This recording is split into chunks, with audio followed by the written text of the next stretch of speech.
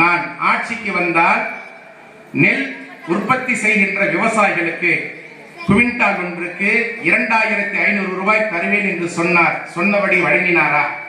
கரும்பு டன் ஒன்றிற்கு 4000 ரூபாய் தருவேன் என்று சொன்னார். சொன்னபடி தந்தாரா? காளை மாடு வளர்ப்போருக்கு மாதந்தோறும் 1000 ரூபாய் உரிமை தொகை வளர்ப்பு தொகை வழங்குவேன் என்று சொன்னார். சொன்னபடி தந்தாரா? நான் ஆட்சிக்கு வந்தால் பெட்ரோல் டீசல் விலைகளை குறைப்பேன் என்று சொன்னார். சொன்னபடி செய்தாரா? நான் ஆட்சிக்கு வந்தால் மாணவ மாணவிகள் வாங்கிய அனைத்து கல்வி கடன்களையும் ரத்து செய்வேன் என்று சொன்னார். சொன்னபடி செய்தாரா?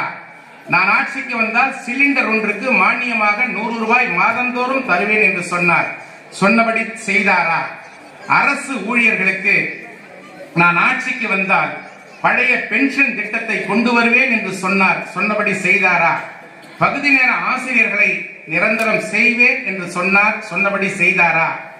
அதே போல எண்ணற்ற திட்டங்களை எல்லாம் அறிவித்துவிட்டு இன்றைக்கு எந்த தேர்தல் வாக்குறுதியும் நிறைவேற்ற முடியாமல் 525 தேர்தல் வாக்குறுதிகளில் 15 வாக்குறுதிகளை மட்டுமே இன்றைக்கு நிறைவேற்றியிருக்கிற மு.க. ஸ்டாலின் அவர்கள் 90% தேர்தல் வாக்குறுதிகளை நிறைவேற்றி விட்டேன் என்று தவறான செய்தியை தமிழக மக்கள் மத்தியிலே காரணமாக இன்றைக்கு தன்னுடைய ஆட்சி அதிகாரத்தை தவறான முறையிலே துஷ்பிரயோகம் செய்து கொண்டிருக்கிறார் என்பதை நாட்டு மக்கள் மறந்துவிட வேண்டாம்.